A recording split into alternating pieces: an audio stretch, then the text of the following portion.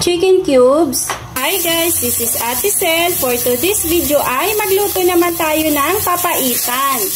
At ito na nga po, inuna na natin yung luya. Dapat guys, mas maraming luya para mas maalis yung lansa ng lamang loob ng baka. Bawang,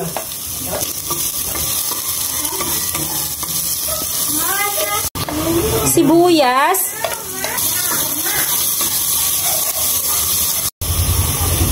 ilagay ang mga lamang loob.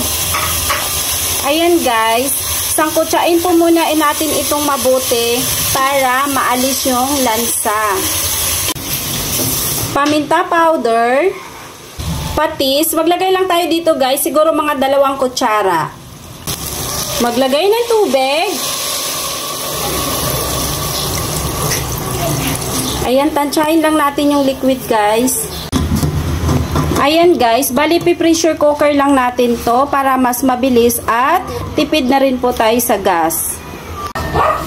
Sinigang mix. Ayan guys, ganito ang way ng pagluluto namin ng papaitan. Ilagay ang mustasa. Maghahalo din po tayo dito guys ng dahon ng ampalaya at chop na siling haba. Instead of po yung parang sinasama nila yung mapait, kami po ay gumagamit ng dahon para pumait yung sabaw. Dahon ng sibuyas, pandagdag flavor at bango. Huwag kalimutan tikman para ma-adjust yung lasa kung may kulang.